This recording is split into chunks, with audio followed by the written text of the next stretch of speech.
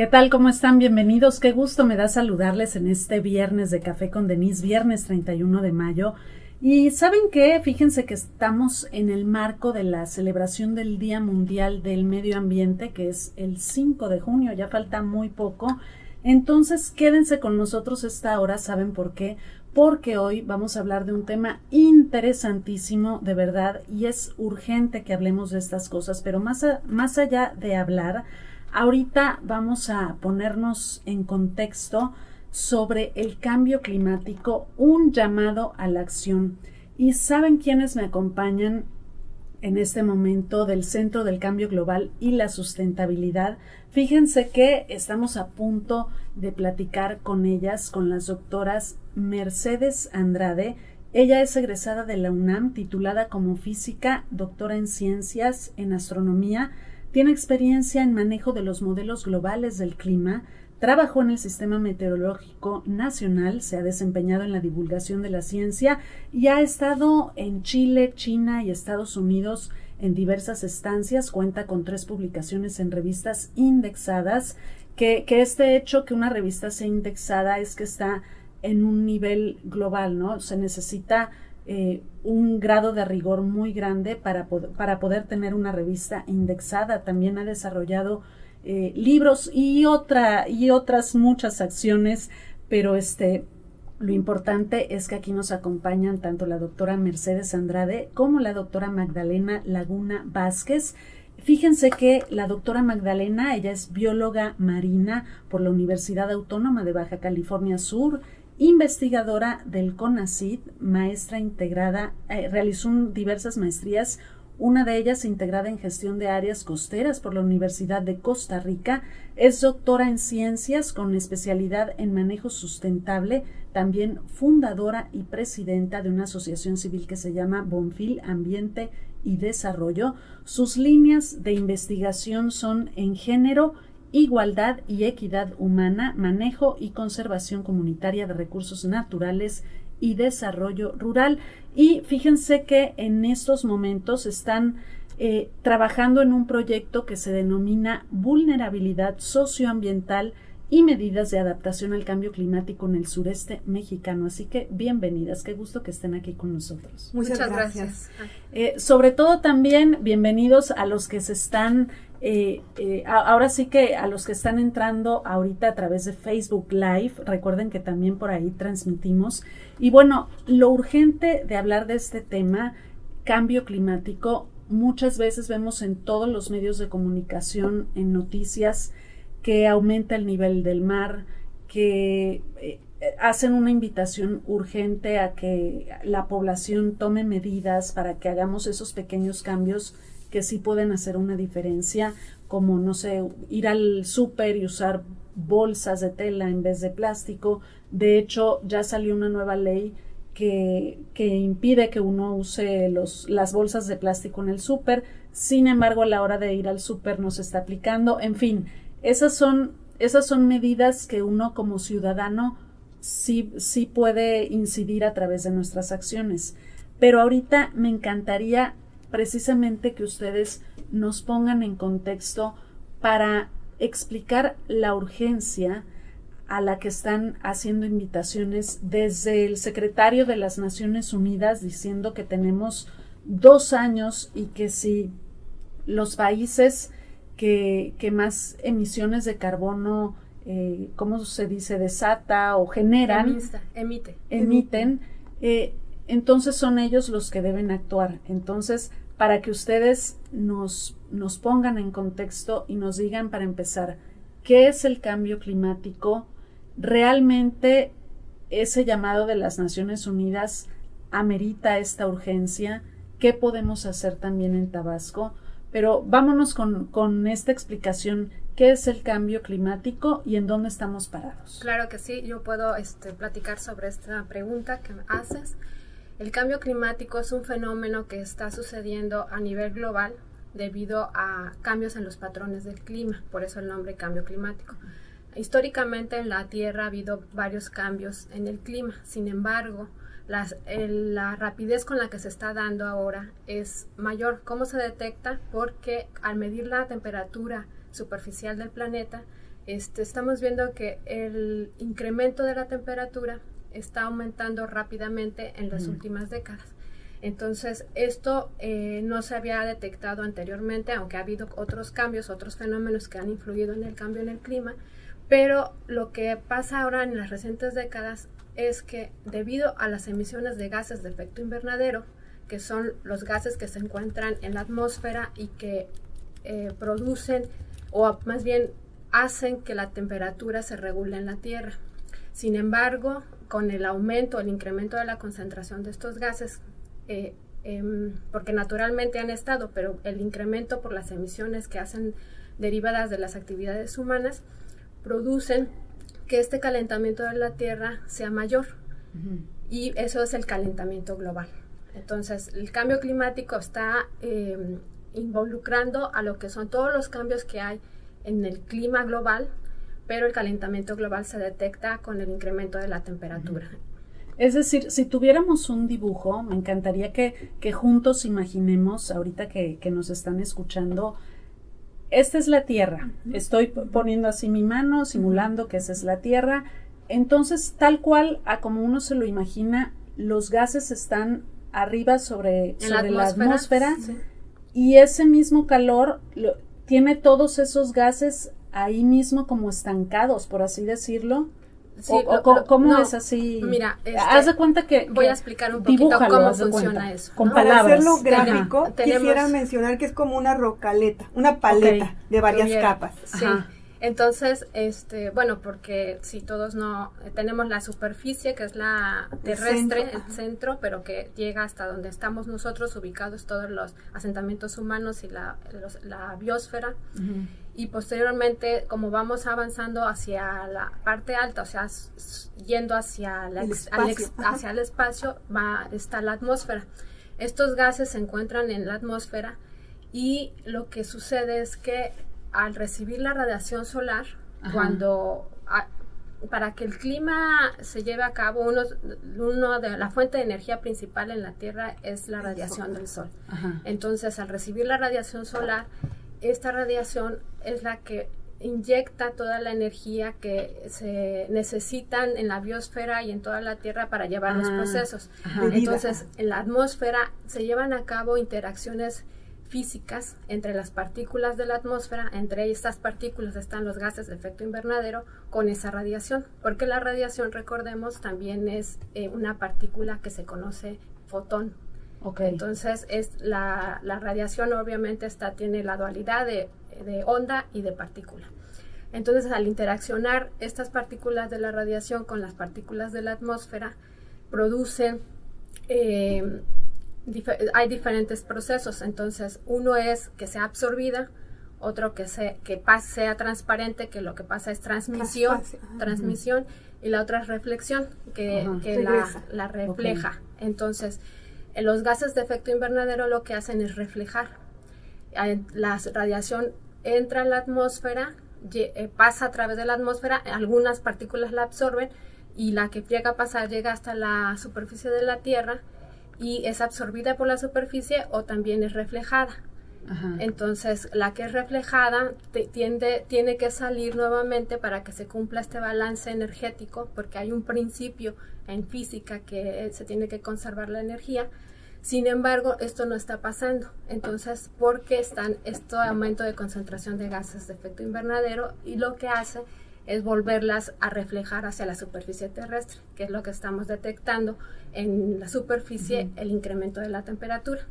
Ahora, y otra cuestión nada más, dado que como tiene que salir la energía para cumplirse el balance de energía, entonces, y este exceso está acumulándose en la superficie, altera otros factores del sistema. Nos vamos con esa alteración y también para que lo describas, pero nos tenemos que ir a un corte rapidísimo y ya regresamos aquí en Café con Denise. Les recuerdo que estamos hablando del cambio climático, un llamado a la acción con la doctora Mercedes Andrade y la doctora Magdalena Laguna Vázquez, ambas del Centro del Cambio Global y la Sustentabilidad. Ya regresamos.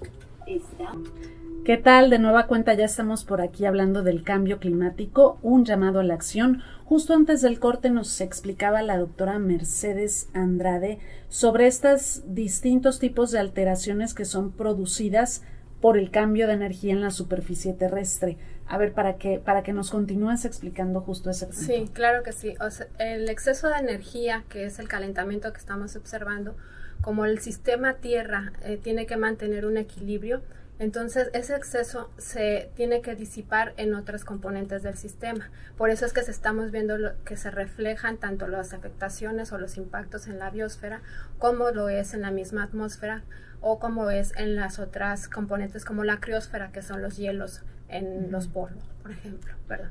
Okay. Quería hacer nada más un porqué énfasis claro. en la parte de las partículas, debido a que porque algunas personas pueden preguntarse cómo estos gases o las concentraciones de los gases de efecto invernadero alteran tanto. Sin embargo, debido a la explicación que espero haya quedado claro, sino para que nos puedan comunicar, es debido a eso que estos procesos físicos que mencioné son los que pueden llevar a estos calentamientos que estamos observando en la Tierra.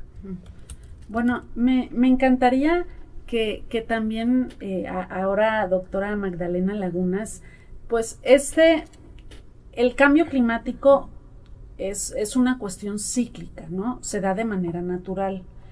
Pero, ¿a qué se debe igual esta urgencia si seguimos a este ritmo? Es lo que altera, ¿no? Este ritmo tan rápido derivado de las acciones en parte del ser humano, con las acciones también de la industria, realmente es tan urgente o qué se puede hacer, porque no se puede evitar, pero sí se puede reducir este impacto del cambio climático o reducir todas esas emisiones. ¿Qué es lo que sí se puede evitar o reducir? Pues mira, de entrada, los cambios climáticos se han venido dando en la historia de la Tierra. O sea, tenemos millones de años y de cientos de miles de años que se han sucedido, e inclusive hay registros en ciertas entidades, digamos, que ahora pueden ser vestigios arqueológicos o de alguna forma, pero la situación es que los cambios climáticos son naturales. Actualmente, el cambio climático que estamos sobrellevando ahorita, la mayoría de los científicos están de acuerdo en que es más antropogénico que natural. Es decir, está más relacionado con las actividades que el ser humano ha empezado a desarrollar a partir de la revolución industrial a la fecha. Principalmente, ¿en qué nos damos cuenta o en qué sentido? Es principalmente en las emisiones que hemos venido generando como sociedad global. Particularmente el uso de combustibles fósiles. Como lo mencionaba la doctora Mercedes, en una parte de la atmósfera están concentrándose el CO2. El CO2, digamos, que es mínima, de hecho, en términos de porcentaje, digamos, de volumen de gases que componen una parte, es muy mínima, es menos del 1%, creo, de CO2. Sin embargo, nosotros hemos estado alterándola en el sentido de que la principal emisión que genera el combustible, la quema de combustible fósil es precisamente CO2. Entonces, desde la revolución industrial a la fecha, nuestra principal fuente de energía para hacer cualquier actividad es precisamente la quema de combustible fósil. Nosotros utilizamos el petróleo, la gasolina y todos sus derivados para mover máquinas, para generar energía. La deforestación también, ¿no? La deforestación también genera CO2 y otras actividades, y la quema, por ejemplo, la deforestación básicamente por la muerte de árboles, que con el mismo proceso de muerte del árbol genera CO2, y también hay un cambio de generación de gases, porque acuérdate que el árbol vivo está generando oxígeno y está de alguna manera consumiendo CO2. Cuando tú acabas con una gran cantidad de árboles, obviamente vas a generar menos oxígeno y vas a entonces a emitir o a permitir que que se eleve en la atmósfera más CO2, porque no hay ese consumo directo que hacen los árboles, por ejemplo. Y la ganadería, hay muchas actividades que generan CO2, pero la que emite mayor cantidad. Y metano. Ajá, y metano, perdón. Pero la que emite mayor cantidad es precisamente la quema de combustibles fósiles. Y nuestras sociedades actuales la utilizan, o sea, generamos CO2 por la quema de combustible fósil, por todas las actividades que hacemos. El metano surge, tiene algo que ver con la carne, ¿no? ¿En qué punto tiene que ver con la carne? Lo que tiene que ver es con los gases que se... En el proceso digestivo. Que salen en el proceso de digestión, ¿no? Entonces, lo que mencionan de la parte en la actividad ganadera es debido al número grande en regiones de ganado, pues entonces esta concentración de gases es el que aumenta esta concentración de metano. Ahora, la pregunta de que por qué hay que actuar inmediatamente, porque estos gases tienen un tiempo de vida en la atmósfera, que entonces, aunque dejáramos de emitir ahorita, el proceso tiene un tiempo de respuesta que es de varios años. Por eso es que es la urgencia. Varias décadas. De hecho, si dejamos nosotros de emitir la cantidad de CO2 que estamos emitiendo ahorita, todavía nuestros hijos, nietos, bisnietos van a tener las repercusiones de este desfase de gases que hay en nuestra atmósfera, y van a seguir teniendo este tipo de clima, digamos. De los impactos que se han proyectado, ¿no? Platicábamos en un inicio que obviamente el nivel del mar aumenta, pero por ejemplo, sí me encantaría que, no sé quién guste explicarnos cuál sería el papel de Tabasco tomando en cuenta este aumento del nivel del mar, y qué políticas públicas debería de tomar en cuenta el Estado, tomando en cuenta ya cómo está Sánchez Magallanes. Mira, yo voy a platicar rápidamente, y ya si gusta la doctora intervenir, por supuesto. Hay efectos de cambio climático directos, ¿no? Tenemos eventos climáticos extremos, digamos, que son que se suceden de manera más directa por estas cuestiones de descompensación de gases en la atmósfera, digamos, que vamos a tener entonces lluvias intensas, precipitaciones mayores, puede haber olas de calor, puede haber sequías, puede haber huracanes, heladas, diferentes, ahora sí que van a ser diferentes expresiones climáticas en diferentes regiones del globo. Y hay efectos indirectos, y estos efectos indirectos que muchas veces van a venir relacionados con estos efectos directos que te estoy contando, van a ser, por ejemplo, inundaciones, erosión costera, aumento del nivel del mar. La erosión costera está relacionada con el aumento del nivel del mar, pero también está relacionada con otros factores. Y aquí es donde entra entonces el caso Tabasco. A ver. Tabasco, como ya todos lo sabemos, básicamente es una planicie costera. Tabasco es una región del país que no tiene grandes, no tiene altitudes básicamente. O sea, estamos en algunos puntos por debajo del nivel del mar, en otros puntos no sube más de 20 metros de nivel del mar. Entonces estamos asentados en una planicie costera. Entonces Tabasco se encuentra en los estados de nuestro país, entre los aproximadamente 10 estados, digamos, más vulnerables ante algunos efectos del cambio climático, como podrían serlo, por ejemplo, el aumento del nivel del mar, la erosión costera, por ejemplo, por supuesto, en toda su franja costera, y obviamente inundaciones, que tampoco es nuevo para Tabasco, ni para muchos de nosotros, ¿no? ¿Y qué tipo de tierra es que tenemos aquí, por lo que lo hace más susceptible no sé, a que se inunde? El suelo es tipo arcilla. Tipo arcilla, ok. Mira, tenemos, bueno, de hecho hay diferentes, ¿no?, de tipos de suelo en Tabasco, porque arcilla la tendremos en la zona pantanosa, por ejemplo, Centla y esas regiones, pero también hay suelo sedimentario, y este suelo sedimentario, digamos que es como un suelo no consolidado, y esto está en algunas regiones costeras, como la franja esta de Sánchez Magallanes. Nos tenemos que ir a un corte, pero ya regresamos ahora sí que con este punto exactamente, cómo Tabasco se debe de preparar ante el cambio climático. Ya regresamos aquí en Café con Denise. ¿Qué tal? Ya estamos nuevamente con ustedes. Gracias por acompañarnos. Igual si es que se están conectando ahorita a través de Facebook o vienen en sus carros, pues bienvenidos nuevamente. Les recuerdo que estamos platicando con las doctoras Mercedes Andrade y Magdalena Lagunas. Y fíjense, antes de continuar con nuestro tema cambio climático, un llamado a la acción, les tenemos una súper invitación, de ese tipo de invitaciones que se tienen que aprovechar. ¿Por qué? Porque se trata de una serie de conferencias magistrales en junio, La Conquista, Disrupción Histórica y Socioambiental.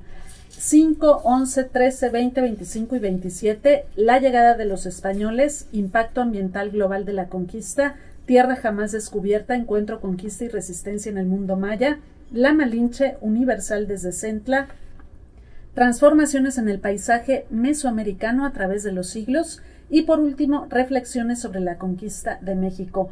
Esto va a ser en el auditorio Antonio Campo Ramírez, en el SICOM, a las 18 horas, así que ya saben, están invitados a esta serie de conferencias magistrales, La Conquista, Disrupción Histórica y Socioambiental. Y bueno, continuamos con el tema y me encantaría que hablemos de Tabasco. ¿Qué le depara, qué serie de acciones tiene que tomar Tabasco o el Estado, tomando en cuenta el cambio climático, tomando en cuenta el tipo de suelo que tenemos y dónde estamos ubicados en el mapa? Claro, yo rápidamente nada más contestaría esa pregunta en la que es como desde la parte académica, desde la visión académica. Ajá. Una de las políticas públicas que son necesarias es seguir invirtiendo en lo que es en ciencia y en investigación. ¿Por qué? Porque como se mencionó en el bloque anterior, los diferentes impactos son a nivel local, no es un impacto general. Entonces, es necesario conocer cuáles son los impactos a nivel local para poder generar las políticas adecuadas para la mitigación y adaptación en cada local. Aquí te traigo... Y mencionaban los 10 estados que son más vulnerables y Tabasco es uno de ellos, ¿verdad? Así es. Aquí traigo un estudio que puedes compartir ahí sobre un estudio local donde... Claro. Participamos la doctora Lagunas y yo desde las diferentes disciplinas, la parte social y la parte física o climática, para poder tener una perspectiva y un diagnóstico de lo que es los posibles impactos que se esperan en una comunidad costera. ¿Y a qué acciones invitarían al Estado para que tomen cuenta en cuanto a las políticas públicas para Tabasco? Mira, enseguida, al final pretendo concluir con esto que tú me estás preguntando. Efectivamente, hay acciones que podemos tomar desde lo individual, obviamente a nivel gobierno, en lo municipal, estatal y por supuesto a nivel país. Y de aquí me voy para contarte un poquito rápidamente sobre la política climática internacional. Ya es realmente de largo aliento, digamos. Tenemos alrededor de 3 décadas que se empezaron a desarrollar, a implementar, a llevar a cabo convenciones, conferencias y reuniones internacionales relacionadas con temática de política climática internacional. Estamos hablando de más de 26 conferencias y una serie de convenios que se han estado firmando. Principalmente tenemos el Acuerdo de París, que es la conferencia 21, la COP21 en el 2015.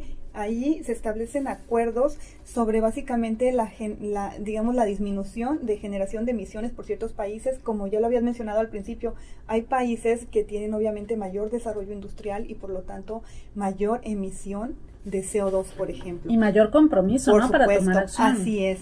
Entonces, desde ahí se establecen ese tipo de compromisos. Por eso, en la historia internacional tenemos países, por ejemplo, Estados Unidos, que no han firmado ese tipo de convenios y que no entran a participar en este tipo de políticas. Bueno, y ahí tenemos la declaración de Donald Trump diciendo que no existe el cambio climático. Es increíble es ese algo nivel. Sumamente interesante. Ajá. Sí. Bueno, de allí nos bajamos a nuestro país. México, por supuesto, que ha ratificado estos convenios y lo ha venido, digamos, a implementar en nuestro país.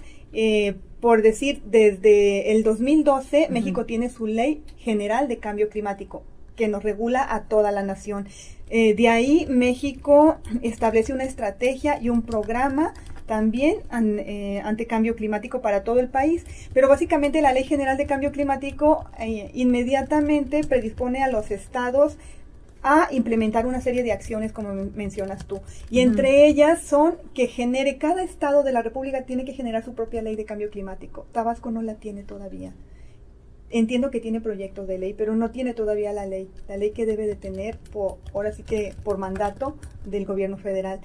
Y también en esta ley se establece que se tengan programas ante cambio climático, de adaptación y también a nivel municipal. A nivel municipal, cada municipio debe de tener sus propias estrategias y sus programas para enfrentar el cambio climático y principalmente acciones y medidas de mitigación y de adaptación. Y bueno, aquí hablando de este tipo de programas, por ejemplo, aquí en Tabasco sí se tienen programas de adaptación a nivel regional para pantanos, ríos, sierra, Chontalpa y Centla. Y se tiene también un programa de ordenamiento territorial con énfasis en cambio climático.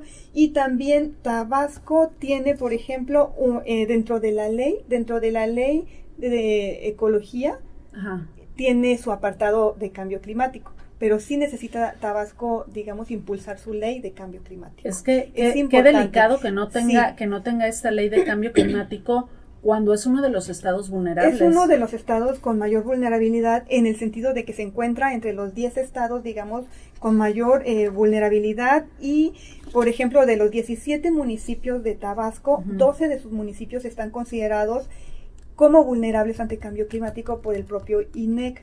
El INEC es el Instituto Nacional de Ecología y Cambio Climático en nuestro país. ¿Cuáles son esos 12 municipios? Es Cárdenas, Centla, Centro, Comalcalco, Cunduancán, Huimanguillo, Jalapa, Jonuta, Macuspana, Tacotalpa, Teapa y Tenosique. De estos, 3, como vimos, son costeros. Los 4 municipios costeros de Tabasco son vulnerables en términos de vulnerabilidad costera ante cambio climático. Tenemos como 4 minutos ya nada más. Me encantaría que hicieran una invitación desde la experiencia de ustedes, desde las medidas que toman en su día a día, en sus hogares.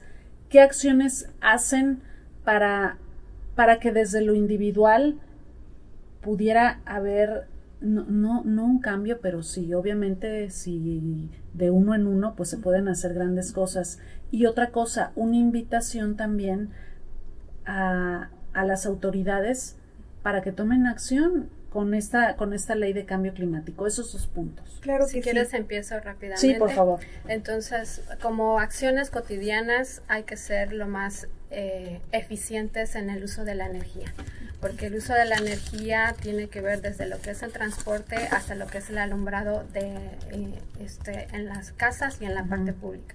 Entonces, eso va a ayudar. ¿Alumbrado, paneles solares o específicamente? O sea, me refiero a ser eficiente en el uso de energía. Okay. O sea, de usar lo que es de manera más necesaria y no desperdiciar tanto lo que es o el exceso de lo que es el uso de la energía eléctrica, lo que es el transporte, lo que se hace en todas estas actividades que generan las emisiones, lo que nos llevaría a tener las acciones de mitigación que se necesitan para las emisiones de gases de efecto invernadero. Sobre tu otra pregunta, en la cual qué llamado se les hace a las autoridades, bueno, pues desde nivel internacional, como está este organismo que es el IPCC, que se conoce por sus siglas en inglés, el Panel Intergubernamental de Cambio Climático, se apoya mucho de la investigación científica para poder reportar cuáles son los cambios y las mejores acciones en las cuales deben de tomarse las medidas para la mitigación y adaptación. Entonces es un llamado para las autoridades de acercarse a las universidades o a los centros como es el Centro del Cambio Global para generar las medidas adecuadas con apoyo de la ciencia. Bueno, doctora Magdalena, sí, tu experiencia. Mira, a nivel personal yo creo que se pueden hacer muchas cosas. Para empezar, concientizarse sobre esta problemática que está aquí, que la estamos viviendo al día a día, y entonces emprender, digamos, acciones que son personales, que son familiares, pero que van a ser muy útiles.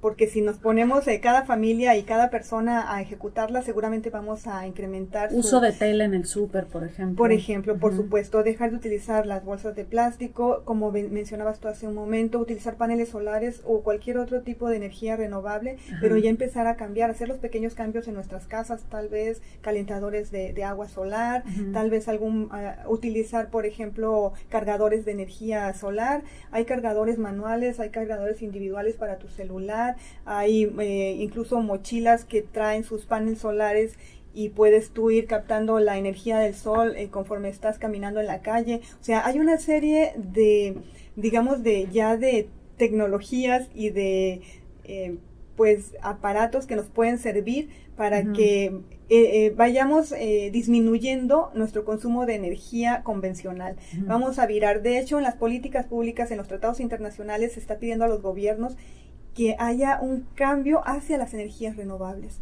Las energías renovables tienen que ser, digamos, las más utilizadas cada vez más y llegar a un punto en el que ya no se utilice la energía fósil. De verdad que les agradezco enorme, en serio que están invitadas a otro programa, lo vamos a planear definitivamente.